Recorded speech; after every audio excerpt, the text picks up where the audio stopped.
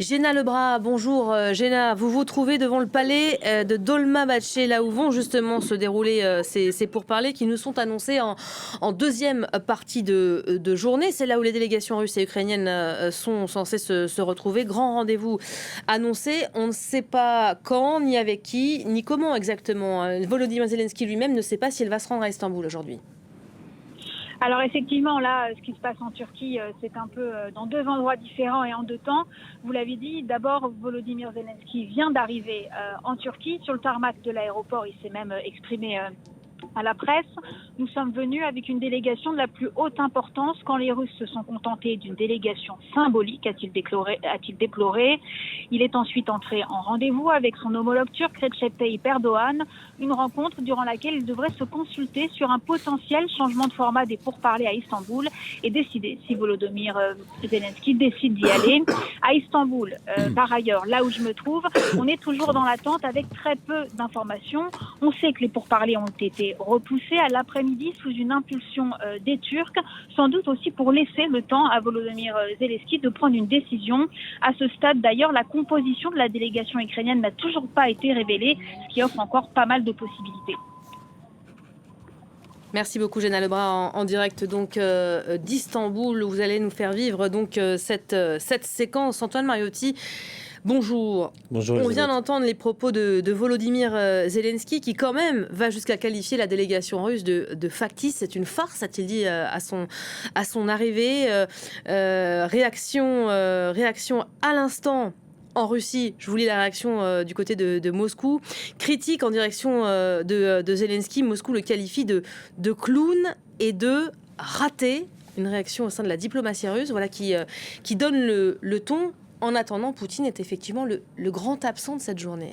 Oui, voilà qui vaut le haut d'ailleurs, étant donné les enjeux. C'est évidemment le grand absent, mais en même temps, s'il avait été présent, ça voudrait dire que ça deviendrait extrêmement sérieux, que potentiellement, on pourrait avoir de véritables négociations. Et encore, je dis bien potentiellement. Là, il n'envoie même pas ses ministres. Il n'envoie que des sous-fifres, que des conseillers, que des vice-ministres, que des experts.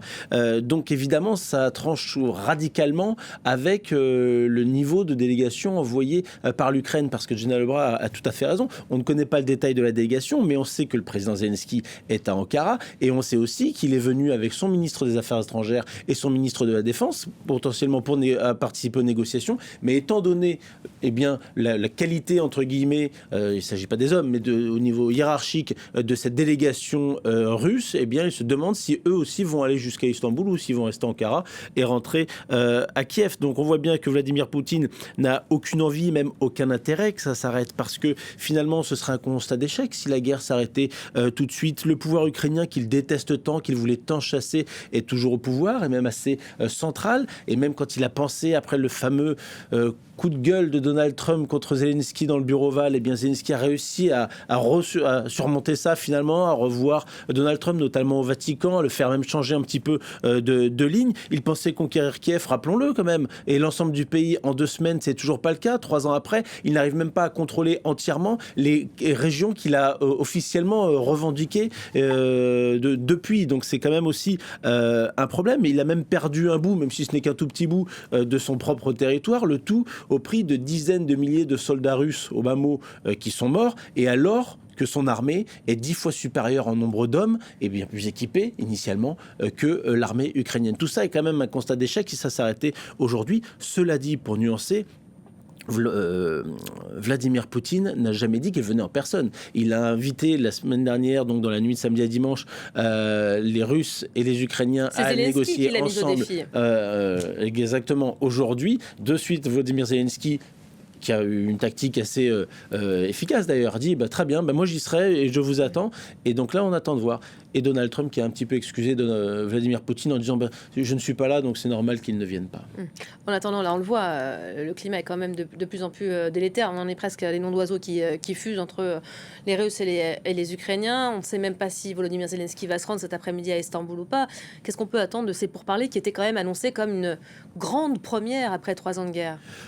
Oui, parce que les derniers pourparlers directs, c'était au printemps 2022. Ça avait échoué assez rapidement. On ne peut concrètement pas en attendre grand-chose. La première chose, c'est que vous avez les diplomaties étrangères, notamment la diplomatie française, qui ont redit il faut qu'il y ait un cessez-le-feu pour pouvoir commencer de réelles négociations. On ne négocie pas sous les bombes. Bon, ça n'a quand même pas toujours été le cas, parce que souvent on négocie aussi pour que justement les bombes s'arrêtent. Donc ça ne fonctionne pas toujours dans ce sens-là, et on voit bien que de toute façon, ce matin, Moscou a revendiqué la prise de 2 localités en Ukraine, et donc les combats continuent, et ça ne change pas à ce niveau-là. Donc il n'y aura pas un cessez-le-feu avant que ces négociations, et les Français parlent même parfois de discussions pour aujourd'hui, comme pour différencier les discussions aujourd'hui avant d'éventuelles vraies négociations. Et puis rappelons tout de même que la Russie a pour la seconde fois refusé catégoriquement le cessez-le-feu de 30 jours sans condition, demandé par les Américains, par les Européens, accepté par les Ukrainiens, et que la Russie réclame toujours pour entrer en négociation, que l'Ukraine renonce définitivement à rejoindre l'OTAN,